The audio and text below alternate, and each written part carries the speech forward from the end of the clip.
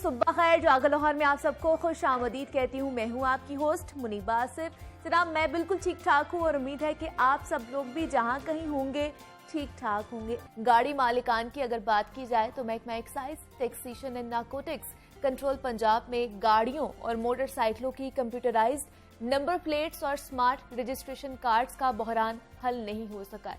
पैसे वसूल करने के बावजूद 28 लाख से जायद गाड़ियों की नंबर प्लेट्स और 6.5 लाख रजिस्ट्रेशन कार्ड्स फराहम नहीं किए जा सके, जिससे शहरियों को शदीद मुश्किलात और परेशानी का भी सामना करना पड़ रहा है। एक जानिब कंप्यूटराइज्ड नंबर प्लेट्स की फराहमी नहीं हो रही है, तो दूसरी जानिब हम देख रहे हैं कि यूनिवर्सल नंबर प्लेट्स की घरों में फराहमी के लिए प्राइवेट कोरियर कंपनी से मुआहिदा खत्म करके महकमा डाक खाना जात से मुआहिदे करने का फैसला किया गया है, जो ताहाल भी नहीं हो सका। ये मामला कब तक और ये मुआहिदा कब तक हो जाएगा, नंबर प्लेट्स की फराहमी क्यों मुमकिन नहीं हो पा रही है, इन सब मामलात पर बात करेंगे। और उसके साथ साथ एक और अहम बात भी सामने आई है कि जब से यूनिवर्सल नंबर का आगाज हुआ है, लाहौर में गाड़ियों की रजिस्ट्रेशन में 20% कमी हुई है, जिसकी वजह से महकमा एक्साइज को करोड़ों रुपए का नुकसान हो रहा है। इसकी क्या वजूहात हैं, इस पर बात करेंगे। हमारे साथ मौजूद है रिजवान अकरम शेरवानी साहब हैं, एडिशनल है डीजी एक्साइज एंड टैक्सेशन के।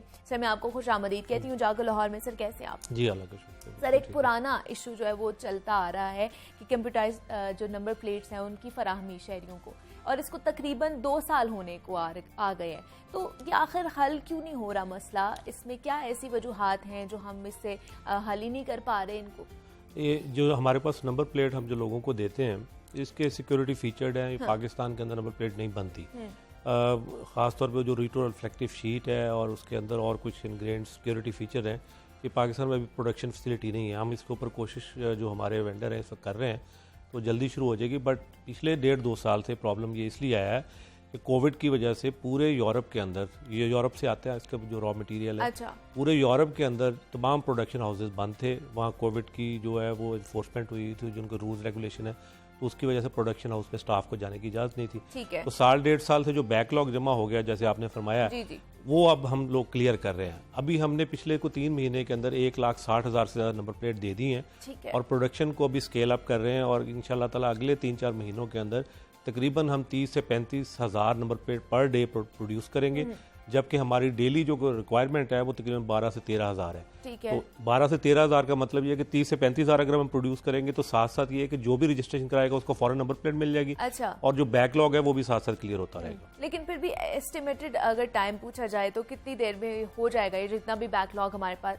पड़ा हुआ? तकरीबन 8 से 10 महीने लगेंगे ये सारा बैकलॉग क्लियर करने में। जब हम 35,000 पर डे पे चले जाएंगे तो जो पिछला क्लियर हो जाएगा। लेकिन इस वक्त हमारी सिचुएशन ये है कि जो आज गाड़ी हमारी रजिस्टर हो रही है, इसको हम नंबर प्लेट दे रहे हैं। अब सिर्फ बैकलॉग का इशू है, और बैकलॉग चूंकि इतना ज़्यादा हो चुका है, 1.5 साल का आपको पता है स्पैन रहा है कोविड का, और ये हमारी जगह हमारा नहीं है, ये वर्ल्ड ओवर इस तरह के इशूज आए हैं। जहाँ भी लोग इस तरह की जो प्रोडक्शन हाउस उनके ऊपर डिपेंडेंट थे, वहाँ बैकलॉग हो गया चीज़ों का। और दूसरा सर, जो कुरियर कंपनी के साथ जो आप लोगों का मुआहिदा ख़त्म हुआ है, और अब जो है महकमा एक्साइज ने महकमा डाक खाना जात के साथ मुआहिदा करने का ऐलान कर लिया है, फैसला कर लिया है, तो एक तो मुझे बताइएगा जो कुरियर कंपनी थी उसके साथ क्यों मुआहिदा ख़त्म हुआ, उसकी क्या वजूहात हैं, और जो फैसला किया गया है डाक खाना जात के साथ मुआहिदा करने का, वो कब तक हो जाएगा? जो कुरियर कंपनी उसके साथ अभी मुआहिदा ख़त्म नहीं हुआ, वो कंटिन्यू कर रहा है। ये बात आपकी ठीक है कि वो मुआहिदे की टर्म ख़त्म हो गई थी, ठीक है, बट उसको थोड़ा सा एक्सटेंड किया है। बट ये टाइम इसलिए एक्सटेंड किया है कि इस दौरान में हम पोस्ट ऑफिस के साथ भी मॉडलिटीज़ तय करेंगे। पोस्ट ऑफिस जो है ये एक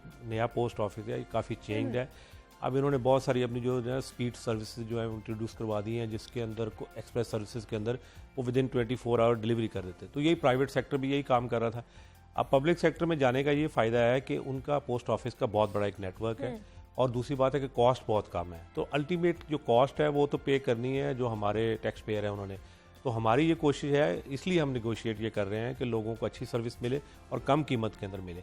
तो ये अभी हम इसके ऊपर सारे इसके जो हमारे ऑप्शंस हैं उनको कंपेयर करेंगे। जो बेस्ट ऑप्शन होगा, जो टैक्स पेयर के बेनिफिट के अंदर होगा, वो जो स्मार्ट एंड एफिशिएंट सोल्यूशन होगा वो हम करेंगे। और क्या कीमत मुकर्रर करने का सर इस पे सोचा जा रहा है, क्या कीमत होगी? कीमत हम लोगों से कोरियर की चार्ज नहीं करते, ठीक है, बट ओवरऑल जो हम नंबर प्लेट वगैरह के जो पैसे लेते हैं उसके अंदर ही उसकी जो प्राइस है उस पे से हमने उसको पे करना होता है। अच्छा, ठीक है। तो अगर ये कहें कि लोगों से हम उसके पैसे लेते हैं तो ऐसा नहीं है, वो हम लोगों से जो टैक्स लेते हैं या फी लेते हैं उसी के अंदर से हमने उसको पे करना होता है। बट ऑब्वियसली अगर ज़्यादा हो जाएगी कीमत तो उसका इम्पैक्ट तो आएगा लोगों के ऊपर। तो हम ये चाह रहे हैं कि लोगों के ऊपर किसी किस्म का टैक्स या फी में इंक्रीज ना आए, इसी फी के अंदर हम इसको मैनेज करें। ठीक है। और दूसरा सर, जो एक रिपोर्ट के मुताबिक जो यूनिवर्सल नंबर्स के आगाज से हम देख रहे हैं कि लाहौर में जो रजिस्ट्रेशन है वो काफ़ी कम हो गई, 20% कम हो गई है। तो मुझे बताइए इसकी वजह क्या है और हमारे इसके ऊपर कितना नुकसान पड़ रहा है? ये बड़ी अच्छी इन्फॉर्मेशन है आपकी, पता नहीं कैसे आपको पता चल गया। अच्छा। ये बात ठीक है कि लाहौर में 20% हमारी नंबर प्लेट्स कम हुई हैं, रजिस्ट्रेशन कम हुई है, लेकिन इसका मतलब ये नहीं है कि वो रजिस्ट्रेशन की वजह से कम होने की वजह से वो गाड़ी किसी सूबे से बाहर चली गई। हुआ ये है कि रजिस्ट्रेशन नंबर से जो यूनिवर्सल रजिस्ट्रेशन नंबर है, इससे पहले था जिलों के नंबर मिलते थे। तो छोटे ज़िले से लोग गाड़ी रजिस्टर कराना इतना ज़्यादा पसंद नहीं करते थे। लोगों का ख्याल था कि गाड़ी की रीसेल वैल्यू कम होती है, तो अगर किसी छोटे ज़िले से करवाएंगे तो शायद वो गाड़ी बिकने में प्रॉब्लम होगी। ठीक है। तो जब हमने यूनिवर्सल नंबर इंट्रोड्यूस करवाया तो उसका मेजर जो उसका ऑब्जेक्टिव ये था कि तमाम गाड़ियों की एक यूनिवर्सल वैल्यू हो, वो चाहे मुल्तान से रजिस्टर हो, लाहौर से हो, पिंडी से हो, किसी जगह से भी हो, बट उसकी एक पूरे पंजाब के अंदर एक मार्केट हो। इसकी वजह से 20% जो लाहौर से कम हुआ है वो बाकी दूसरे डिस्ट्रिक्ट के अंदर 15%, 18%, 30% बढ़ गया। अच्छा। तो रजिस्ट्रेशन तो पंजाब के अंदर ही है, पंजाब से बाहर तो रजिस्ट्रेशन जाके लोग नहीं करवा रहे। तो वो यूनिवर्सल नंबर भी की वजह से हमारा जो लाहौर के ऊपर बर्डन था, जिसकी वजह से बहुत ज़्यादा रश होता था हमारे दफ्तरों में, वो लोग दूसरे जगहों पे चला गए। 20% कम होने से लोगों को सर्विस बेहतर मिलनी शुरू हो गई है। लोगों को जो जैसे आपने स्मार्ट कार्ड का नंबर प्लेट का जिक्र किया, तो अब लोगों को अगर 10 दिन में मिलती थी वो 3 दिन में मिलेंगी, इसकी वजह से कम हो गया। ठीक है। ट्रैफिक कम हो गया। तो क्या अब ये जो यूनिवर्सल नंबर प्लेट्स हैं क्या वो भी फराहम की जा रही हैं लोगों को बर वक्त? बिल्कुल, यूनिवर्सल नंबर प्लेट इस वक्त जो रजिस्ट्रेशन हो रही है वो आपके चैनल के तवज्जुह से मैं सबको बताना चाह रहा हूँ कि जो भी अभी न्यू रजिस्ट्रेशन के लिए आएंगे हमारे पास, हम उनको 1 हफ्ते के अंदर अंदर रजिस्ट्रेशन नंबर प्लेट उसकी देंगे। इसके अलावा उस नंबर प्लेट को लेने का एक और भी तरीका है कि हमारी वेबसाइट पे जाएं, वहाँ एक छोटा सा फॉर्म है 3-4 लाइनों का, उसमें अपना नाम, अपना गाड़ी का नंबर, अपना CNIC और अपना मोबाइल नंबर, वो उन्होंने देना है। हमें उनकी रिक्वेस्ट आ जाएगी और प्रायोरिटी पे देंगे, यानी कि ये वो नंबर प्लेट्स हैं जो बैकलॉग में हैं।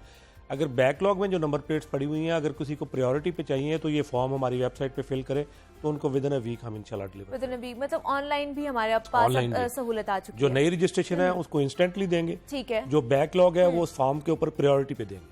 और दूसरा सर, एक ये भी मसला जो है वो जन्म ले रहा है कि जो ई चलान है उनमें भी कमी का सामना देखना पड़ रहा है, क्योंकि सेफ सिटी अथॉरिटी का शिकवा है कि उनके जो कैमराज हैं वो गैर नमूना जो नंबर प्लेट्स हैं उनको कैप्चर नहीं कर रही है, तो जिससे उनका रेवेन्यू भी कम हो रहा है। तो इसकी क्या वजूहत है? ये नुकसान का मदावा कौन करेगा फिर? नहीं, वो सेफ सिटी का ये जो सिस्टम है बेसिकली उनका कैमरों के ऊपर डिपेंडेंट है, और उनका कैमरे जो है सारे, कुछ कैमरा जो स्पीड के ऊपर है, कुछ ट्रैफिक वायलेशन के ऊपर है। हमारा उनके साथ क्लोज कोलैबोरेशन रहता है। वो हमारा डेटाबेस यूज़ करते हैं जिससे वो गाड़ियों के नंबर जो है वो डिटेक्ट करते हैं। अच्छा। फिल वक्त जो है उनके पास कैमरा से नंबर प्लेट की जो उसको ANPR auto number plate reading जो है ना, वो एक सिस्टम है जिसके तहत वो रीड करते हैं। उसके अलावा भी वो नंबर जो जैसे कोई वायलेशन करता है तो वो उनके कैमरा बता देता है कि जी गाड़ी ने ट्रैफिक वायलेशन की है। अच्छा। तो ये इसको अगर ये कहें कि 100% रीडेबिलिटी और कोई गाड़ी जो है उस कैमरा को स्किप ना करे, तो वो सोल्यूशन तो इसी तरह से होगा कि हम ये जो हमारी स्टैंडर्डाइज नंबर प्लेट जो है वो इशू करें लोगों को। बट गैर नमूना number plate excise and taxation department number plate ना भी इशू करे, वो वैसे भी क्राइम है। अगर आप खुद नंबर प्लेट फैंसी बनाएंगे और टेढ़ा मेढ़ा नाम लिख के या कुछ उसके साथ तस्वीर बनाएंगे तो वो वैसे ही क्राइम है। तो अगर नंबर प्लेट गैर नमूना का मतलब ये है कि excise and taxation number plate provide करे या ना करे, लोगों की ये रिस्पॉन्सिबिलिटी है कि नंबर उस फॉर्मेट के मुताबिक होना चाहिए जो गवर्नमेंट ने नोटिफाई किया। अच्छा, ठीक है। और नहीं तो उसके खिलाफ फिर कार्रवाई होगी अगर आप अपने हिसाब से नंबर प्लेट्स बनवाएंगे तो। और दूसरा सर, हमने देखा था कि मंसूबा ये बनाया गया था कि जो गाड़ियों की खरीदो फरोख्त के वक्त बायोमेट्रिक के जरिए गाड़ी ट्रांसफर की जाएगी, लेकिन सुनने में आया कि ये जो प्रोजेक्ट है, अहम प्रोजेक्ट है, ये लाल फीते का शिकार हो गया है। ऐसा है? नहीं, ये हमने टारगेट किया हुआ था कि ये जुलाई के एंड तक, जैसे लास्ट में आपके प्रोग्राम में भी आया था तो मैंने बताया था कि जुलाई के एंड तक हम इसको कर देंगे। बहुत ज़्यादा जुलाई तो खत्म। हाँ, वही मैं बता रहा हूँ, बहुत ज़्यादा लेट नहीं है। 15 अगस्त तक, हम 14 अगस्त तक इंशाल्लाह इसको फाइनल कर लेंगे। बिल्कुल फाइनल स्टेजेस के ऊपर है। इसके ऊपर सेंटर डिफाइन कर रहे हैं कि कौन कौन से सेंटर जो है नादरा के जो सर्विस प्रोवाइड करेंगे, तो जहाँ जाके लोग अपना बायोमेट्रिक देंगे। तो ये अगस्त के महीने में इंशाल्लाह। तो इससे फायदा क्या होगा लोगों को, जरा वो भी बता दें ताकि उनके ज़हन नशीं हो। इससे फायदा ये होता है कि जो गाड़ी की ट्रांसफर है वो पहले पेपर के ऊपर होती थी, वो पेपर के ऊपर लोगों को बड़े पर्टिकुलर्स फिल अप करने पड़ते थे, साइन है, गवाहों के साइन, अंगूठे लगाने पड़ते थे। इसके बावजूद लोगों की गाड़ी गलत ट्रांसफर हो जाती थी। उसकी वजह है कि सेलर जो है वो कहता था कि ये मेरे साइन ही नहीं है, तो मेरे से किसी ने फेक डॉक्यूमेंट बनाए। और वो अब बायोमेट्रिक का मतलब ये है कि जब तक बायर एंड सेलर की पर्सनल उसमें कॉन्सेंट नहीं होगा, उनके बायोमेट्रिक जो वेरिफिकेशन नहीं होगी, तो तब तक गाड़ी ट्रांसफर नहीं होगी। तो आप अपनी गाड़ी जो है, आप पाकिस्तान में हो या पाकिस्तान से बाहर हो, आपकी गाड़ी जो है वो उस वक्त तक कोई ट्रांसफ़र नहीं करवा सकता जब तक आप बायोमेट्रिक डिवाइस के ऊपर जाकर अपने थंब इम्प्रेशन नहीं देंगे। तो ये जो चोरी की रोकथाम है, जो जाली ट्रांसफर है, ये सारी इससे रुक जाएगी। और दूसरी चीज़ में डॉक्यूमेंटेशन जो इन्वॉल्व थी कि पेपर बनाने पड़ते थे ट्रांसफर के लिए, वो एक पलंदा पूरा लेके जाना पड़ता था, वो खत्म हो जाएगा। बायर एंड सेलर अपने थंब इम्प्रेशन देंगे और फी पे करेंगे तो गाड़ी ट्रांसफर हो जाएगी। और गाड़ी ट्रांसफर हो जाएगी, कोई पेपरलेस हो जाएगा, पेपरलेस हो जाएगा। और जो हम उसको संभाल के भी घर में रखते थे, वो भी अब हमें नहीं रखना पड़ेगा। और सर, इस प्रोजेक्ट की ताहीर से जो ओपन लेटर पर चलने वाली गाड़ियां हैं वो भी पकड़ में नहीं आ रही हैं।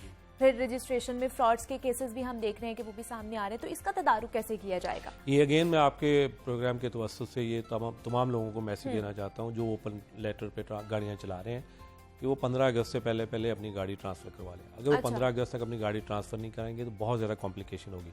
उसकी वजह ये है कि अगर जो सेलर है वो अगर आपके साथ कोऑपरेट ही नहीं करता, वो आपके गाड़ी को ट्रांसफ़र करवाने के लिए बायोमेट्रिक देने के लिए नहीं आता, तो आपकी गाड़ी ट्रांसफ़र नहीं होगी। इस वक्त तो हो जाती है क्योंकि वो एक पेपर है जिसके ऊपर ऑथराइजेशन है, सिग्नेचर है, तो हम उस पर ट्रांसफ़र कर दें।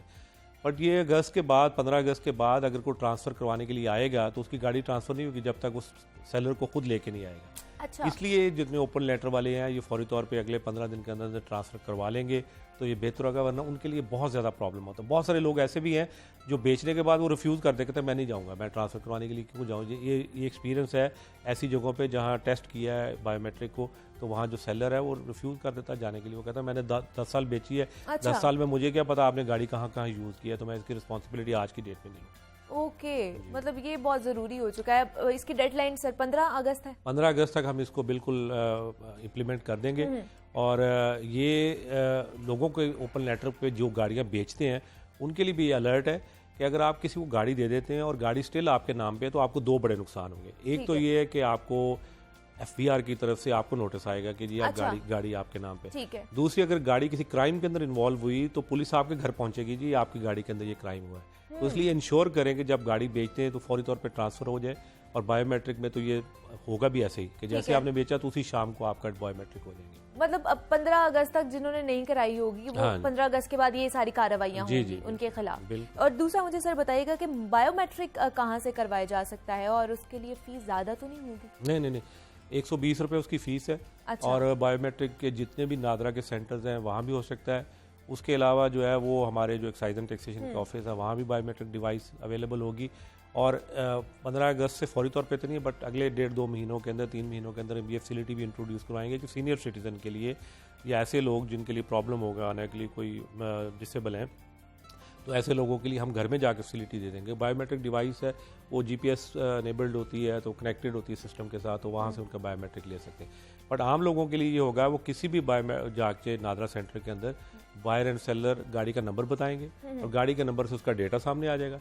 अपने दोनों अंगूठे लगाएंगे बट गाड़ी ट्रांसफर 70% ट्रांसफर, बस उसके बाद सिर्फ जस्ट साइन होने या वो कार्ड इशू होने। ठीक है, मतलब ये भी अब आगे आने वाले दिनों में हमें सहूलियात ये बिल्कुल अगस्त से शुरू कर रहे हैं हम। हाँ, ठीक है जी। रिजवान अकरम शेरवानी साहब हमारे साथ मौजूद है, additional DG excise and taxation है। सर बहुत शुक्रिया आपका कि आपने वक्त दिया और आप यहाँ पर आए हैं। हम बात कर रहे थे एक्साइज के हवाले से और इशू चल रहा है नंबर प्लेट्स के हवाले से, उससे भी DG साहब ने बताया है कि काम हो रहा है और आने वाले दिनों में ये भी मामला हल होने वाला है। मज़ीद भी आपसे बात करेंगे लेकिन यहाँ वक्त तो एक छोटी सी ब्रेक का, मिलते हैं इस ब्रेक के बाद।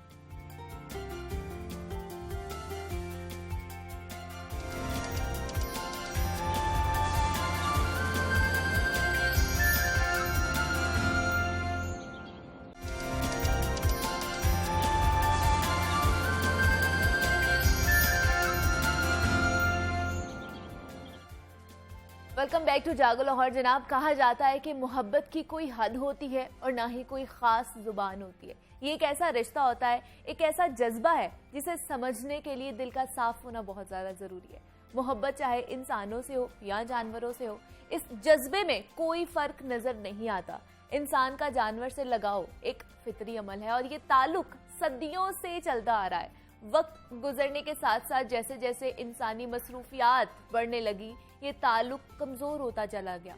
लेकिन आज भी कुछ लोग ऐसे मौजूद हैं इस माशरे में जो इस ताल्लुक को मजबूत बना रहे हैं। आज हम आपकी मुलाकात लाहौर की दो ऐसी बाहिम्मत लड़कियों से करवाने जा रहे हैं जिन्होंने हजारों बीमार और आवारा बिल्लियों और कुत्तों को गुर्बत और कम वसाइल के बावजूद अपने घर में पनाह दे रखी है और उन्हें पाल पोस कर और सेहतमंद बनाकर इंसानियत की आला मिसाल कायम कर रही हैं। वो ये सब कैसे कर रही हैं, अब तक कितने जानवरों को वो रेस्क्यू कर चुकी हैं, ये उन्हीं की ज़बानी जान लेते हैं। हमारे साथ मौजूद है रिहा रहीम है और रिदा रहीम है। रिहा, मैं आपको भी खुश आमदीद कहती हूँ जागो लाहौर में, और रिदा आपको भी खुश आमदीद कहती हूँ। कैसी हैं आप दोनों? मैं बिल्कुल ठीक, आप कैसी हैं? मैं भी बिल्कुल ठीक ठाक हूँ। सबसे पहले तो मुझे रिहा आपसे मैं पूछना चाहूँगी कि कैसे शौक पड़ा आपको इस चीज़ का कि आप लोगों ने जो आवारा कुत्ते हैं और बिल्लियाँ हैं उनको रेस्क्यू करना है? अच्छा, मैं बचपन से अपने पेरेंट्स को देख रहे थे, छोटे से थे तो मेरे पेरेंट्स कहीं से ले आते थे, बिल्ली ले आते थे, डॉगी ले आते थे, इंजर्ड होते थे, हेल्दी भी होते थे, उनको ले आते थे। लोग छोड़ के जो सड़कों पे चले जाते थे तो मेरे पेरेंट्स घर पे लेके आके एक एक दिन की बिल्लियों को वो पालते थे। तो उनसे देख के बहुत शौक, और वो सिखाते भी यही थे शुरू से कि जानवरों से और अपने आसपास के माहौल से, हर चीज़ से मोहब्बत इतनी करनी है, तो उन्होंने ही सिखाया, सारा उनसे इन्फ्लुएंस हुआ। ठीक है, फादर से ज़्यादा इन्फ्लुएंस हुए हैं। रिदा, आप भी बिल्लियों और कुत्तों से प्यार करती हैं इसी तरह? उनको देख के हम लोगों का शुरू से यही था, क्योंकि बचपन से उनको देखा था। हम बहुत छोटे थे कि हम लोगों ने ये वाकया देखे कि कोई इंजर्ड बिल्ली आ गई या कोई डॉग आ गया, तो उनकी सफाई करते हुए, उनका इलाज करते हुए, तो इसीलिए हम लोगों में ये बचपन से है। वो एक तरबियत में उन्होंने हमारी हमेशा से शामिल किया ना कि एनिमल से प्यार करें, पौधों से प्यार करें, अपने माहौल से प्यार करें। तो वो हमारे अंदर शुरू से है। मतलब पूरी फैमिली ही इस चीज में लगी हुई होती है, मदर फादर सारे ही, सभी बहन भाई। ये तो बड़ी अच्छी चीज है। मतलब सिर्फ आप दोनों नहीं है, पूरी फैमिली ही एक चीज को लेकर चल रही है। दूसरा, मुझे बताइए आप लोगों ने जानवरों को मतलब किस तरह के जानवर जो है आप लोग रेस्क्यू करते हैं? नॉर्मली हेल्दी तो खुद ही आ जाती हैं। लेकिन ज़्यादातर ऐसा होता है कि जो हम लोग देखते हैं कि जिनकी हालत ठीक नहीं होती, इंजर्ड होते हैं या कोई वायरस लग रहा होता है किसी को, तो हम उनको ले आते हैं। जो हम खुद कर सकते हैं अपनी जहाँ जैसे हम कर सकते हैं तो हम उनको रख लेते हैं। जो ज़्यादा जिनका प्रॉब्लम होता है जिससे हमारी बाकी कैट्स इन्फेक्ट ना हो जाए, तो उनको हम शेल्टर में कॉल कर लेते हैं। तो वो आकर ले जाते हैं। तो रिदा, मतलब लोग भी छोड़ जाते हैं आप लोगों के पास या आप लोग खुद छोड़ जाते हैं? वो सबको पता है ना, हम शायद एक वो एरिया में पता है सबको, तो अक्सर ऐसा होता है हमारे घर के बाहर लोग छोड़ जाते हैं। अब रिसेंटली 4 छोटे बिल्ली के बच्चे शू बॉक्स में हमारे घर के बाहर लोग छोड़ गए। मतलब लोगों को किसी को पता नहीं था कि मतलब आपको नहीं पता ये कौन छोड़ के नहीं, हमें ये नहीं पता क्योंकि किसी ने इन्फॉर्म नहीं किया। लेकिन अक्सर ऐसा होता है कि लोग हमारे घर के बाहर छोड़ जाते हैं। अच्छा, तो मतलब कुछ लोग हैं जो आप लोगों को इन्फॉर्म करते हैं या फोन करके नहीं, ऐसा कभी नहीं, इस तरह के खुद देखते हैं, फैमिली वाले कर लेते हैं कि उनको पता है, क्योंकि बाकी बाहर से कोई नहीं करता, खुद ही हम लोग देख लेते हैं। मोस्टली हम लोगों के पास ऐसे आते हैं कि बिल्लियां जली हुई आती हैं, ऐसी आ जाती हैं और लोगों ने मारा हुआ होता है। ज़्यादातर ऐसे केसेस भी आते हैं हम लोगों के पास। तो फिर उनको किस तरह आप लोग रेस्क्यू करते हो? किस तरह उनकी घर पे, क्योंकि बचपन से देख रहे हैं कि पापा बताते हैं कि ये खिलाओ तो इनके बेटर हो जाते हैं। अब तो वेटनरीज वगैरह हैं, तो हम कभी कभी शेल्टर भेज देते हैं, वो लोग कर लेते हैं। लेकिन जो हम खुद कर सकते हैं, उनको खाने में डाल के या वैसी कोई दवाई वगैरह दे दूं के, तो हम खुद कर लेते हैं। वरना हम शेल्टर में जो ज्यादा केस तरह होते हैं, ज्यादा उनकी सिचुएशन वर्स्ट होती है, फिर वो शेल्टर के हवाले कर दिया जाता है। अभी तक कितने आप लोगों के घर जो है वो बिल्लियां और कुत्ते हैं? अभी हमारे घर 10 हैं और घर के बाहर हम लोगों के घर मतलब घर के बाहर एटलीस्ट आई थिंक 20 और 15 to 20 हैं जो कि उनकी वो घर वो बाहर ही रहते हैं कि वो घर टाइमिंग सेट है कि उनको पता ना सुबह में इतने को खाना मिलना है, दोपहर में इतने को रात में खाना, और उनका जो डिनर है वो उनको मिलता है। क्योंकि उन लोगों में भी होता है अपनी अपनी उनकी टेरिटरी होती है, वापस में एक दूसरे को और जब कभी लेट हो जाए तो वो डोर नॉक करती हैं। उनको इतनी आदत हो गई है कि हमें खाना दे दो। हाँ वाह, उनको पता ना कि इस टाइम हमें खाना मिलना है और अगर थोड़ा सा लेट हो गया तो फिर वो कहते हैं भैया हमें खाना दे आके। तो आसपास के जो लोग हैं, जो नेबर्स हैं और सोसाइटी में रहने वाले लोग एतराज तो नहीं करते? इतने ज्यादा जानवर आप लोगों ने घर में रखे हुए? काफी प्रॉब्लम्स आते हैं। 1-2 दफा तो हमने डॉगीज को ऐसे किया था तो हमें लोगों से कॉल्स आने लग गई थी कि हम इनको मरवा देंगे तो आप इनका कुछ कर लें, क्योंकि घर पे हम छत पे ज्यादा रख नहीं सकते थे, क्योंकि छत पे रख सकते थे, नीचे हमारी कैट्स हैं।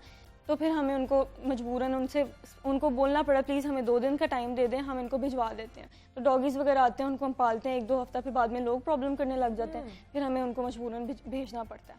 लोग कहते हैं कि हम मरवा देंगे, मतलब वो उनका प्यार नहीं लगता है। वो कहते हैं कि हमें कुछ की, जबकि वो कुछ भी नहीं कहते। रिसेंटली एक डॉग हम लोगों ने रेस्क्यू कराया, वो थोड़ा बड़ा था, छोटा पपी नहीं था, तो तो वो मेरे फादर के पीछे पीछे, शायद वो उसको पता था कि हो सकता है मुझे यहाँ से खाना मिल जाए। मेरे पापा सुबह वॉक करने के लिए गए तो वो उनके पीछे पीछे आ गया। उन्होंने हम लोगों को उठाया कि ये बेचारा शायद भूखा है, इसको खाना बना के देते ना। वो जो उनको पता था कि डॉगीज को क्या डालते हैं, हमने वो उसको डाला। अब उसको आदत हो गई, वो रोज आने लग गया। फिर वो हमारे घर के बाहर ही आके बैठने लगे। वो किसी को कुछ नहीं कहता था, लेकिन हमारे नेबर्स में प्रॉब्लम होने लगी कि ये हमारे बच्चों को ना कुछ कहते। जबको ऐसा कुछ नहीं था। और बच्चे, हमने ये नोटिस किया कि बच्चे उसके पीछे पत्थर लेके भागते थे। हाँ। और बड़े भी उसको वैसे सोया होता था तो उसको भगा देते थे, मारते थे। तो वो एक हमारे उसके लिए भी गलत था, अजियत थी एक किस्म की। तो इस तरह से हमने फिर उसको भिजवा दिया।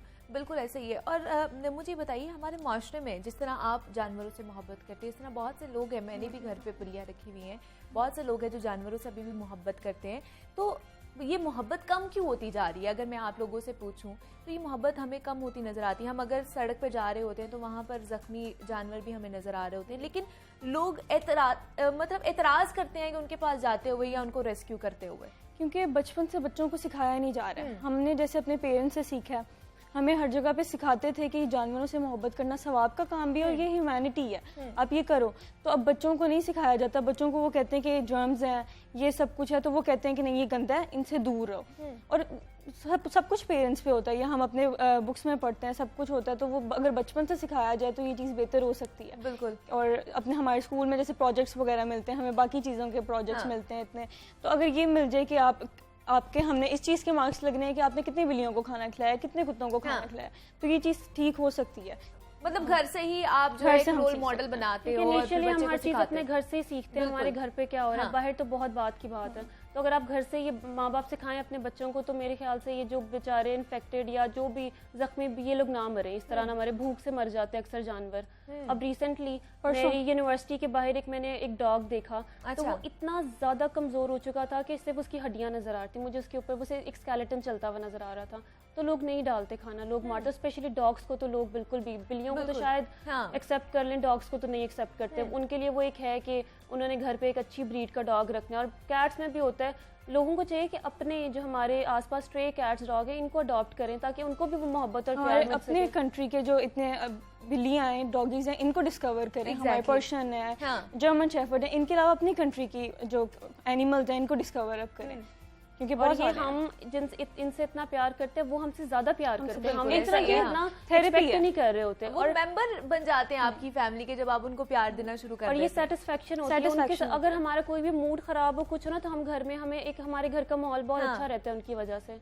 कोई भी प्रॉब्लम हो ना, हम उनके साथ, वो इतने मासूम, इतने छोटे छोटे हैं बच्चे के, उन हमें फील ही नहीं होता कि घर में कोई प्रॉब्लम है, सब ठीक हो जाता है। बिल्कुल बिल्कुल ऐसा ही है। मुझे रिदा आप बताइए कि अब जब आप लोग इनको रेस्क्यू कर लेते हैं और उसके बाद किसी को डोनेट कर देते हैं, मतलब फैमिली मेम्बर्स, या फिर कोई आपसे आके ले जाता है खुद से ही? नहीं, हमने अभी तक सिर्फ फैमिली में किया, और कुछ जो बहुत ज़्यादा इन्फेक्टेड थे उनको हमने एक शेल्टर होम में भिजवाया। अच्छा। उन्होंने हमें हेल्प आउट किया, क्योंकि एक पिछले दिनों रिसेंटली मैंने एक और बिल्ली रेस्क्यू किया। मैं अपनी मदर के साथ जा रही थी, तो वो बेचारी बहुत छोटा किटन थी, तो वो पानी में से पड़ी हुई थी ना, तो लोग उसके ऊपर से गुजर के जा रहे थे। लोग फील ही नहीं कर रहे, उनको लग रहा था शायद ये कूड़ा है या कुछ है। लोग नोटिस नहीं कर रहे थे कि वो भी एक लिविंग ऑर्गेनिज्म है, सांस लेती है, उसको भी तकलीफ होती है। तो मैंने उसको फिर रेस्क्यू किया, और वो मेरे घर ऑलरेडी, क्योंकि बहुत छोटे बिल्ली की वजह से उसको एक इन्फेक्शन था, क्योंकि हम लोगों को ये रेस्क्यू करके ना आदत, हमें पता चल जाता है किसको क्या इन्फेक्शन है, क्या है। तो मैंने फिर उसको, हम लोगों ने सारी रात एक कमरे में बंद रखा।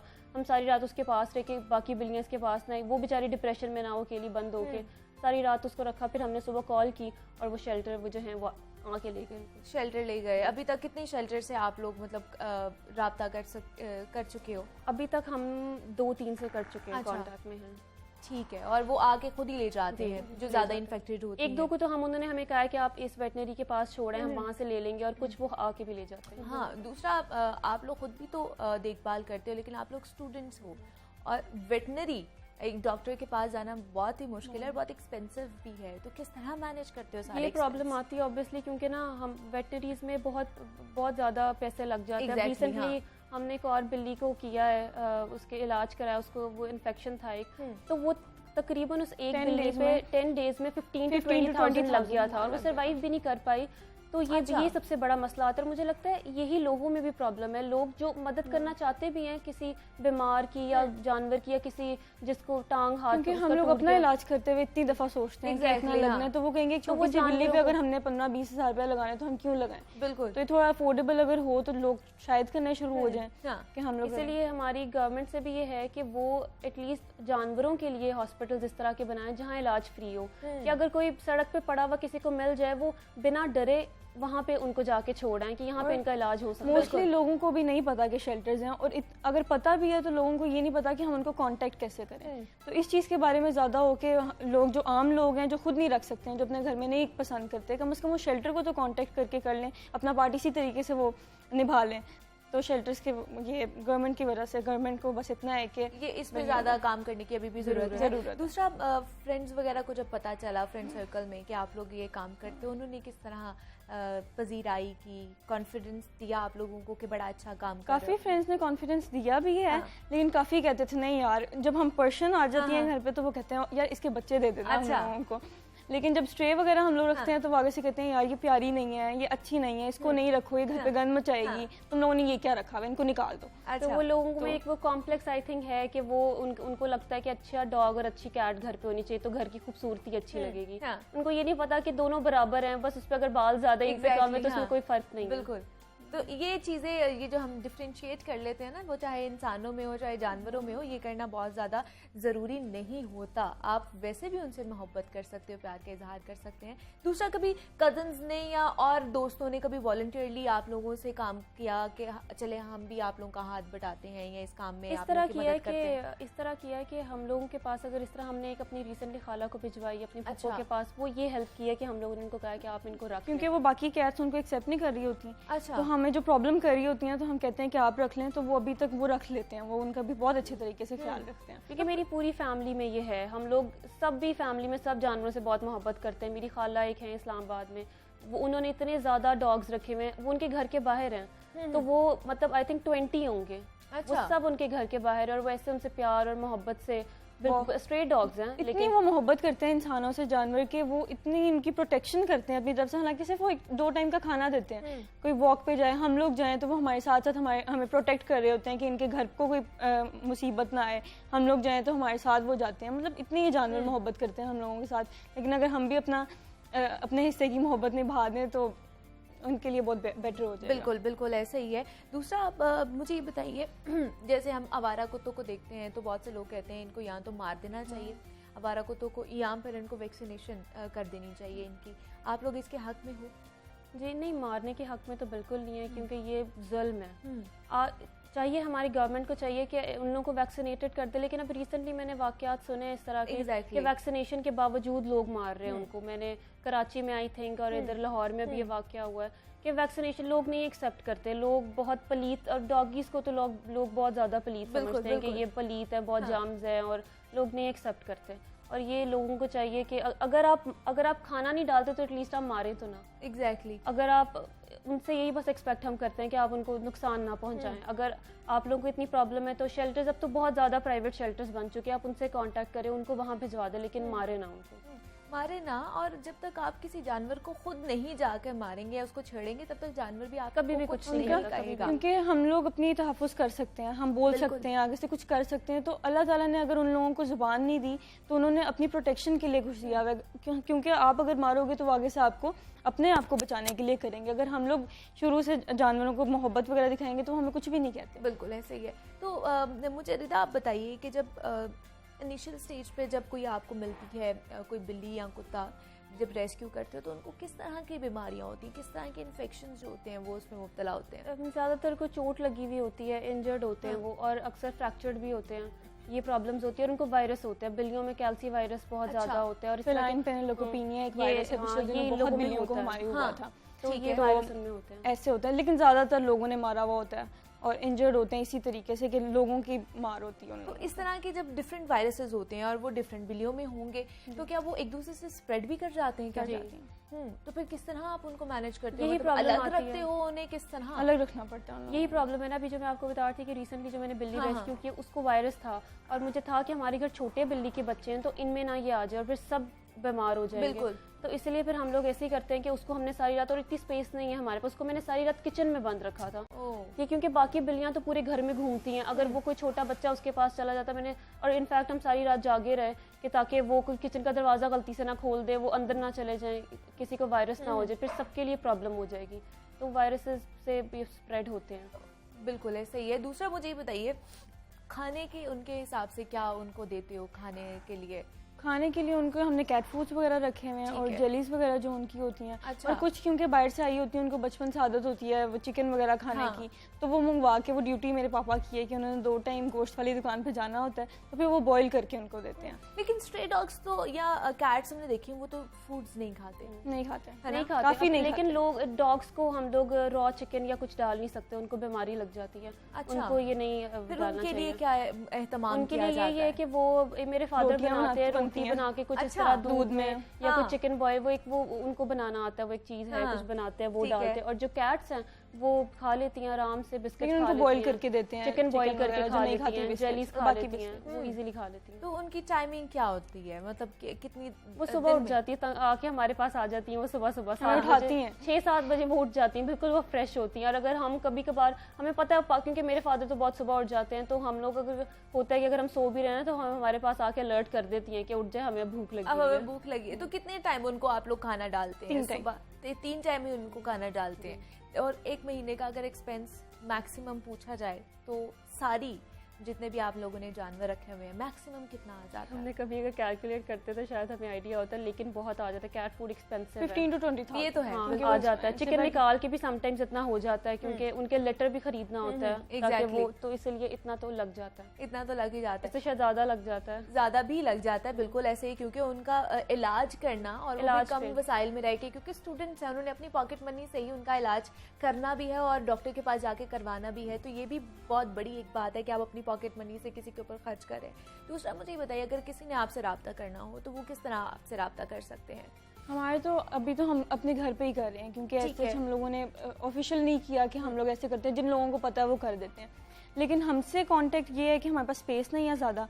हम ये कहना चाहते हैं कि आप गूगल करें, गूगल पे बहुत सारे शेल्टर्स हैं, ठीक है। उनके नंबर भी वहाँ पे हैं। जैसे हम लोगों ने किया, हाँ। हमने गूगल किया, वहाँ से हमें 2-3 शेल्टर्स के नंबर्स मिले और उन्होंने with in a day, with in few hours अच्छा। उन्होंने उनको रेस्क्यू कर लिया था। तो आप अच्छा। गूगल करें, बहुत सारे शेल्टर्स के मिल रहे हैं। उनको रेस्क्यू करने के बजाय वो भी करें अगर आपको मिल रहे हैं, लेकिन वो हमारी डोनेशंस पे हैं सारे जितने भी प्राइवेट शेल्टर्स हैं, तो उनको डोनेट करते हैं, क्योंकि उन्होंने हर अपनी पोस्ट के नीचे लिखा हुआ होता है कि प्लीज डोनेट। वो हमारी बिल्कुल, डोनेशंस पे exactly, हैं। हाँ। तो अगर आप लोगों को नहीं कोई कैट वगैरह मिल रही है, आप किसी तरीके से कुछ करना चाहते हैं, तो आप प्लीज उनको डोनेट भी करें, क्योंकि वही बचा रहे हैं अभी हमारी बिल्लियों को। क्योंकि काफी लोग, हम लोग तो घर पे थोड़े कर सकते हैं, हर बिल्ली को नहीं कर सकते हैं। एग्जैक्टली। तो वो तो हजारों के बड़ी साथ सतह पर जो है वो जो रेस्क्यू वाली जो टीम्स हैं वो ही कर सकती हैं। तो आप लोगों का इरादा नहीं है कि मतलब एक बड़े पैमाने पर इस चीज को लेकर जाया जाए, टीम बड़ी बनाई जाए? नहीं, इंशाल्लाह हमारी ये प्लान तो है। अभी तो फिलहाल हम अभी तो सोसाइटी में फैमिली तो कर ही रही है। रोल हाँ। प्ले करें कि ये हमारा फर्ज है, ये हमें एहसान नहीं करे। अल्लाह ताला ने अगर हमें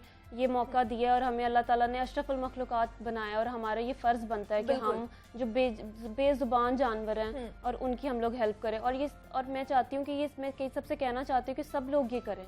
अगर हमारी एक स्ट्रीट में 10 घर हैं, अगर 5 भी रोज खाना डाल दे तो कोई जानवर भूखा ना मरे। बिल्कुल ये सही है। हाँ। तो लेकिन इंशाल्लाह हमारा प्लान है कि हम सब, अगर हमारी स्टडीज कंप्लीट हो जाए तो हम सब बहन भाई मिलके अपना कोई ऐसे करें शेल्टर वगैरह। ठीक है, और बेस्ट ऑफ लक। और उस शेल्टर होम के लिए और जो आप लोगों ने सोचा हुआ है आगे करने के लिए, रिहा और रदा, आप दोनों को बेस्ट ऑफ लक। और बहुत शुक्रिया आपका कि आप लोगों ने वक्त दिया और आप यहाँ पर आई हैं। और जनाब, ये वो लड़कियाँ हैं जो कह लें कि जो आवारा कुत्ते हैं, बिल्लियाँ हैं, पूरी फैमिली बल्कि उनको रेस्क्यू करती है, घर पर रखती है, उनको सेहतमंद करके फिर आगे शेल्टर होम्स भेज देती हैं। और इस तरह के लोगों का होना अब हमारी सोसाइटी में बहुत ज़्यादा ज़रूरी हो चुका है, जो इंसानों से मोहब्बत करने के साथ साथ जानवरों से भी मोहब्बत करे।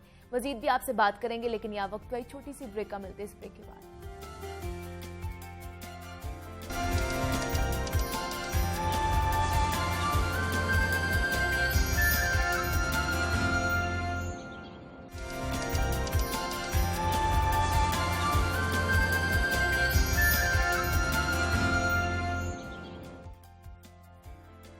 वेलकम बैक टू जागो लाहौर। जनाब, अब कुछ बात करते हैं बदलते मौसम के, बदलते तकाज़ों के हवाले से। तो मौसम बरसात आपको पता है जारी सारी है और मौसम के तेवर बदलते हुए कुछ भी पता नहीं चलता। कभी बारिश होने लगती है तो कभी धूप निकल आती है और बारिश के बाद पैदा होने वाली जो सूरत हाल है ना, वो सबसे ज़्यादा आप कह लें कि हमारा जीना मुहाल करती है और वो है हब्स का हो जाना।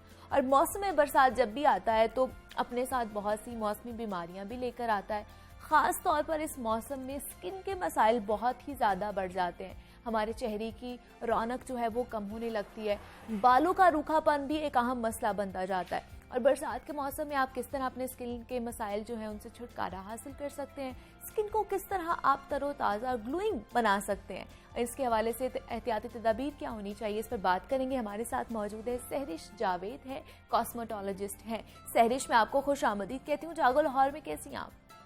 अस्सलाम वालेकुम फलक, कैसी हैं आप? मैं बिल्कुल ठीक हूँ। मैं भी बिल्कुल ठीक ठाक हूँ। सहरिश, हम देख रहे हैं कि एंटी एजिंग आजकल सबका ख्वाब बनता जा रहा है। पहले तो हमें बताइए कि इस हवाले से सिर्फ जो ख़वातीन ही आपके पास आती हैं ट्रीटमेंट करवाने, या मर्द हजरात भी इस दौड़ में शामिल हो चुके हैं? बिल्कुल जी, दोनों आते हैं, मर्द हजरात भी ख़वातीन भी। फ़र्क सिर्फ यह है कि मर्दों की जो क्वांटिटी है वो कम है, अनलाइक अदर कंट्रीज। ठीक है, तो किस तरह के एंटी एजिंग के हवाले से अगर बात की जाए तो इस तरह इसको लेकर किस तरह के ट्रीटमेंट्स जो हैं वो किए जाते हैं? मुख्तलिफ ट्रीटमेंट्स होते हैं, ओरल इनटेक कुछ चीज़ें होती हैं, बाकी कुछ प्रोसीजर्स होती हैं जिसमें हम लोग नॉन इन्वेजिव प्रोसीजर कर रहे हैं, वेरी माइनर इन्वेजिव प्रोसीजर कर रहे हैं, और उनमें फर्दर डिटेलिंग में भी बहुत से प्रोसीजर्स आ जाते हैं। अच्छा, ठीक है। सहरिश, मुझे बताइएगा किस उम्र में अमूमन हमें आके फिर जो एंटी एजिंग के हवाले से जो ट्रीटमेंट्स हैं वो करवाना शुरू कर देने चाहिए, जो रिक्वायरमेंट्स होती है हमारी स्किन की? जी बिल्कुल, जो एजिंग है वो 20 से 25 साल की एज में स्टार्ट हो जाती है। अच्छा, 21 साल की एज है जिसमें आपकी आईज की एजिंग स्टार्ट हो जाती है, तो आपको अपने लिए एंटी एजिंग प्रोडक्ट्स या अच्छी एक स्किन केयर रूटीन तभी से स्टार्ट कर देनी चाहिए। ठीक है। और किस तरह की और कौन कौन सी जो टेक्निक्स हैं या कोई ऐसे तरीक़ाकार हैं जो इस हवाले से इस्तेमाल किए जाते हैं? आप प्रोसीजर के हवाले से पूछ रही हैं? जी जी, मैं आपसे पूछ रही हूँ ये ट्रीटमेंट के हवाले से कौन कौन सी जो टेक्निक्स हैं वो यूज़ की जाती हैं? सबसे ज़्यादा जो एंटी एजिंग के लिए वर्ल्ड वाइड फेमस है वो रेडियो फ्रीक्वेंसी है। इसके अलावा हम हाइफू यूज़ करते हैं, 3D हाइफू जो है। फिर micro needling is very helpful anti ageing. Hydra facial के थ्रू जो है वो हम इस तरह के बीच में स्टेप्स ऐड कर सकते हैं तो एंटी एजिंग होते हैं। अच्छा, और इसके कितने, अगर सेशंस की बात की जाए तो कितने सेशन लेने पड़ते हैं अमूमन? सेशन डिफरेंट हैं। अब देखिए जैसे रेडियो फ्रीक्वेंसी है, और पहले मैं ये बात ऐड करूँगी कि जी सेशंस इन चीज़ों के इस चीज़ पे डिपेंड करते हैं कि आपका अपना लाइफस्टाइल क्या है। अच्छा, आप अगर रेडियो फ्रीक्वेंसी करवा रहे हैं तो हो सकता है आपको 3 माह के बाद एक सेशन की जरूरत पड़े या 1 माह के बाद। हाइफू की सेशन हो सकता है आपको 2 से 3 साल के बाद किसी एक सेशन की जरूरत पड़े। इसके अलावा थ्रेड, बोटॉक्स, फिलर्स, ये सारी चीजें एंटी एजिंग के लिए यूज होती हैं, और इसमें भी आप प्लस माइनस कर लें तो 1-1.5 साल आपका निकल जाता है। अच्छा, ठीक है। और इसका प्रोसेस क्या होता है? ज़्यादा पेनफुल होता है या इजीली हो जाता है? बिल्कुल पेनफुल नहीं है, इजीली हो जाता है। कुछ प्रोसीजर्स तो इतने क्विक हैं कि they take like about 5 to 10 minutes, और जो ड्यूरेशन वाला जिसमें है ड्यूरेशन ज़्यादा है उसमें भी क्लाइंट को कुछ पता नहीं चलता। सम ऑफ द प्रोसीजर्स हमारे clients they are always like we are very comfortable and we are kind of feeling sleepy afterwards the procedure. अमूमन इस ट्रीटमेंट को बहुत महंगा कहा जाता है, क्या ये सही है? महंगा ही है ये ट्रीटमेंट? ट्रीटमेंट्स को टू बी ऑनेस्ट मैं आजकल के जो ब्रांड के कपड़े हैं उनके साथ कंपेयर ज़रूर करूँगी कि आप जब एक जगह प्राइस पे करते हैं तो आपको वो क्वालिटी मिलती है, वो आपकी चीज़ें लॉन्ग टर्म चलती हैं। जब आप प्राइस नहीं पे करते हैं तो वो चीज़ें लॉन्ग टर्म नहीं चलती हैं। ये जो प्रोसीजर्स की मैंने आपको बात मेंशन की है, इनके केमिकल्स, इनकी मशीनरी ये इतनी एक्सपेंसिव है। अगर ये ओरिजिनल और ऑथेंटिक यूज़ की जा रही है कि उसमें फिर जो चीप या इनएक्सपेंसिव आपको सर्विसेज प्रोवाइड कर रहे हैं वो लोग they're not going to work. In fact होता क्या है कि Chinese imported Botox, Chinese imported और बैड क्वालिटी इंपोर्टेड केमिकल्स और जो मशीनें हैं वो यूज की जाती हैं, अनट्रेन्ड अनक्वालिफाइड लोग इनको यूज करते हैं और उसकी वजह से they are able to give you the price जिसको लोग जिसकी तरफ अट्रैक्ट होते हैं। और हमारे पास ऐसे क्लाइंट्स आते हैं जो आके यही बोलते हैं कि नहीं जी मैंने ये प्रोसीजर नहीं कराना क्योंकि मैंने कराया था और मेरे साथ ये मसला हो गया। ठीक है। और दूसरा आजकल हम देख रहे हैं सैरिश के जिस तरह डार्क सर्कल्स बहुत ज़्यादा होना शुरू हो गए हैं। अगर लड़कियों की बात की जाए तो उनका बड़ा कंसर्न होता है कि आंखों के नीचे लाइनें पड़ना शुरू हो जाती हैं। ये क्यों पड़ती हैं और क्या इनका भी इलाज है, ख़त्म हो सकता है ये भी? जी, जैसे मैंने पहले मेंशन किया कि एजिंग 20 से 25 साल की उम्र में स्टार्ट हो जाती है। सबसे पहले आंखों की एजिंग स्टार्ट होती है। देखिए सबसे पहले तो हमें ये चीज़ फॉलो करनी चाहिए कि रोज़ाना की 15 से 30 मिनट की एक्सरसाइज, क्योंकि अल्लाह ताला ने हमारी बॉडी में ही ऐसे केमिकल्स रखे हैं, ऐसे हार्मोन्स रखे हैं जो एक्सरसाइज से प्रोड्यूस होते हैं और वो एंटी एजिंग होते हैं। ठीक है। अपनी डाइट में फल और सब्जियों का इस्तेमाल, सब्ज़ कहवे का इस्तेमाल ये करें, ये सारी चीज़ें एंटी ऑक्सीडेंट और एंटी एजिंग भी हैं। ठीक है। इसके बावजूद जब एजिंग ज़ाहिर आती है, हम जानदार हैं, हर लम्हे हम बढ़ रहे हैं, ग्रो कर रहे हैं, हमारी एजिंग हो रही है, उसमें फिर ये कि अंडर आई के लिए अगेन जो हाइड्रोफेशियल मैंने मेंशन किया वो आ जाता है और Botox are very very common. ठीक है। ठीक है। और ये क्या कितनी एज होनी चाहिए तब हम ये जो है ट्रीटमेंट्स करवा सकते हैं? और कौन कौन से, जैसे आपने हाइड्रा फेशियल हैं, इसके अलावा भी बहुत ज़्यादा फेशियल जो है वो मार्केट में आ चुके हैं, क्या कौन सा ज़्यादा रिकमेंडेशन आप करती हैं? हम लोगों के पास फेशियल्स बहुत ज़्यादा हैं, जिसमें हॉलीवुड फेशियल है, हाइड्रा फेशियल है, प्लस ये कि हमारा अपना एक सिग्नेचर हाइड्रा फेशियल है जिसको हमने 4-5 मुख्तलिफ प्रोसीजर्स को कंबाइन करके बनाया ताकि हम कम्प्लीटली कस्टमाइज करके क्लाइंट्स के अकॉर्डिंग और किसी भी एज के क्लाइंट के अकॉर्डिंग, किसी भी स्किन कंसर्न के अकॉर्डिंग हम उसे क्लाइंट को सर्विस प्रोवाइड कर सकें। रिकमेंडेशन बिल्कुल इस तरह से नहीं होती कि कौन सी चीज़ ज़्यादा इम्पोर्टेंट है या ज़्यादा फेमस है आप जाके उसको करा ले। रिकमेंडेशन हम करते हैं 1-on-1 बेसिस पर। हम पहले देखेंगे अपने क्लाइंट को, जो क्लाइंट को सूटेबल है चीज़ वो फिर हम लोग एडवाइस करते हैं। और जैसे कि सैरिश आप कॉस्मेटोलॉजिस्ट हैं तो बहुत से लोग आपके पास आते होंगे सर्जरी करवाने के लिए भी कि हमारी नाक सीधी कर दें या कुछ इस तरह कर दें, ये भी बहुत ज़्यादा आजकल चल रहा है। किस तरह के ज़्यादा क्लाइंट्स आते हैं और उनकी क्या डिमांड होती है ज़्यादा? सर्जरी वाला काम तो खैर कॉस्मेटोलॉजी में नहीं आता। नाक सीधी करने के लिए भी जो है वो थ्रेड्स यूज होते हैं। कोई बम्प्स हैं, हम्प्स हैं, कोई चेहरे पे ऐसी चीजें जो आपको सिमेट्री के लिए चाहिए तो उसके लिए फिलर्स आर वेरी कॉमन। सबसे ज्यादा तो फेशियल्स चलते हैं। इसके अलावा अगर क्योंकि कि हम बात एंटी एजिंग पे कर रहे हैं, 3D हाइफू और radio frequency, these are like most common procedures at our clinic. ठीक है। तो सैरिश हम घर पर किस तरह का लाइफस्टाइल अपना के या कौन सी ऐसी रूटीन अपना लें जिसकी वजह से हम एंटी एजिंग से बच सकते हैं? जैसे मैंने पहले मेंशन किया, रोज 15 से 30 मिनट की वॉक, ग्रीन टी, सब्ज चाय का जो कहवा होता है उसका इस्तेमाल, ताज़ी सब्जियां, ताज़ा फलों का इस्तेमाल, स्ट्रेस कम लें। स्ट्रेस जो है वो बहुत ज़्यादा अफेक्ट करता है। इसके अलावा जो लोग बहुत ज़्यादा स्मोकिंग करते हैं उनके ऊपर भी एजिंग साइंस पहले आना शुरू हो जाते हैं। फिर कि अगर आपने घर पे इसके अलावा एडिशनल चीज़ रखनी है जो हम लोग अपने क्लाइंट्स को बहुत ज़्यादा रिकमेंड करते हैं, वो लिक्विड फॉर्म में कोलेजन है। क्योंकि हम जब एजिंग हो रही होती है तो इलास्टिन्स और कोलेजन जो है हमारी स्किन से खत्म हो रही होते हैं, जिसकी वजह से झुर्रियां और वो सब कुछ आ रहा होता है। ठीक है जी, सैरिश जावेद हमारे साथ मौजूद थी, कॉस्मेटोलॉजिस्ट हैं और हम बात कर रहे थे एंटी एजिंग के हवाले से कि कौन कौन से ट्रीटमेंट्स जो है वो मार्केट में इस वक्त आ चुके हैं जिससे आप अपनी एंटी एजिंग जो है या झुर्रियाँ जो आपके चेहरे पर पड़ती हैं उनको कम कर सकते हैं और अपने आप को दोबारा से जवान कर सकते हैं। सैरिश बहुत शुक्रिया आपका। जनाब आगे बढ़ते हैं। ये तो ट्रीटमेंट्स हैं जो हम करवा सकते हैं, लेकिन कुछ ऐसी भी चीज़ें हैं, एक्सरसाइज करने से भी हम तरोताज़ा और जो है एनर्जेटिक रह सकते हैं, हमारी सेहत अच्छी रह सकती है। तो बैक पेन के हवाले से बहुत ज़्यादा शिकायत की जाती हैं कि हमारी बैक पे पेन बहुत ज़्यादा होती है, तो उस हवाले से कोई टिप्स हैं, कोई एक्सरसाइज है जिनसे हम रिलीफ ले सकते हैं अपने बैक पेन से? तो सुलाफ़े नकवी हमें आज बताने वाली हैं बैक पेन रिलीफ के हवाले से कुछ टिप्स। तो फिर उन्हीं की तरफ चलते हैं और देखते हैं कि वो आज हमें इस हवाले से क्या टिप्स बता रही हैं। जी सुलाफ़े। आज हम बात करने वाले हैं बैक पेन रिलीफ पर। यानी कि अगर आपकी कमर में दर्द होता है, किस तरह से आप अपना वेट रिड्यूस कर सकते हैं और किस तरह आप कौन सी एक्सरसाइजेस के जरिए इस चीज़ से रिलीफ हासिल कर सकते हैं, ये आपको थोड़ा सा ध्यान रखना होगा। लेकिन उससे पहले आप अपने आप को एक पॉजिटिव सजेशन देंगे जो कि बहुत ज़्यादा ज़रूरी है। वो ये होगा कि my health is improving each day. आपको खुद से ये कहना होगा कि आपकी हेल्थ जो है इम्प्रूव हो रही है हर दिन।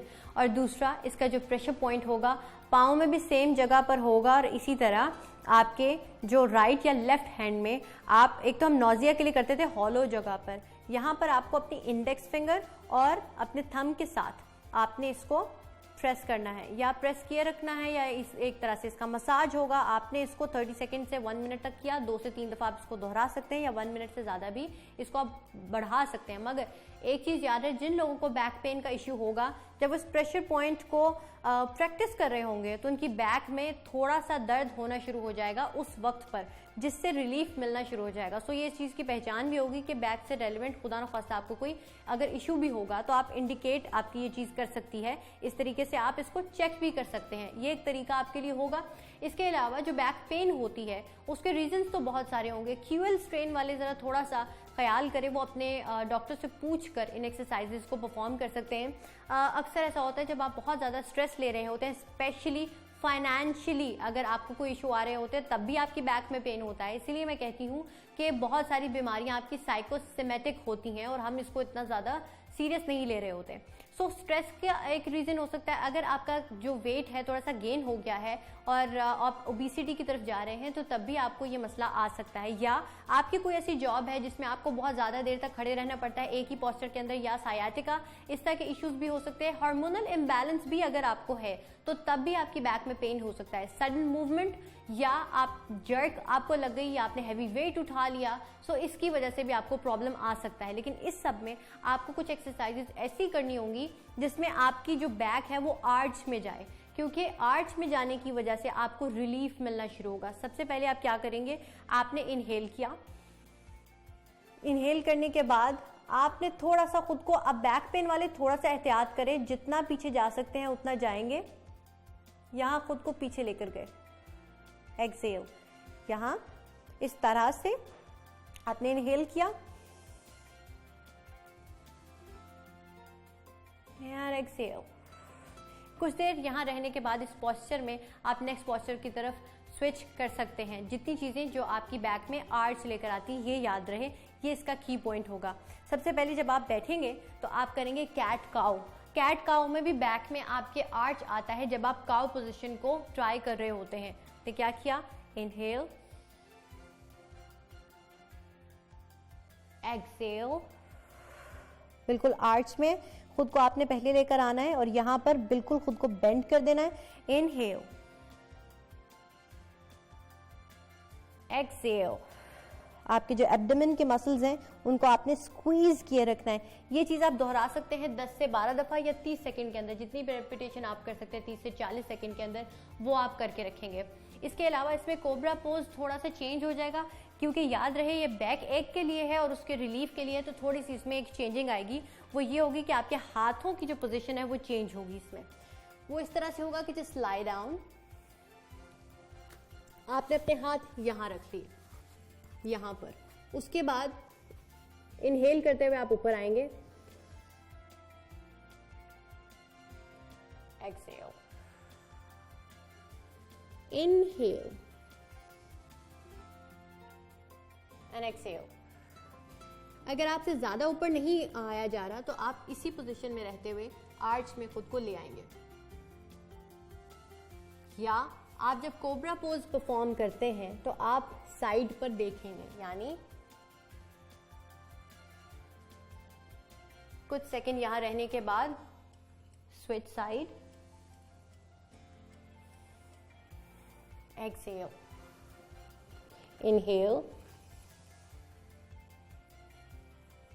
लेकिन इसको आप बहुत एहतियात से परफॉर्म करेंगे। कहीं भी कोई भी एक्सरसाइज आपको मुश्किल लग रही है तो आप उसको स्विच करेंगे, आप दूसरी एक्सरसाइज की तरफ चले जाएंगे। याद रहे, हर एक्सरसाइज हर किसी के लिए नहीं होती। अगर आप कोई एक्सरसाइज परफॉर्म नहीं कर पा रहे तो इसमें आपका फॉल्ट नहीं है, ये एक्सरसाइज आपके लिए नहीं है, आप उसमें कोई और एक्सरसाइज ट्राई कर सकते हैं। अब हम करेंगे पिजन पोज। पिजन पोज में आपको अपनी एक लेग जो है रखनी होती है इस तरह से, और एक लेग को आपको बैकवर्ड्स, और यहाँ हाथ रखे और आर्च।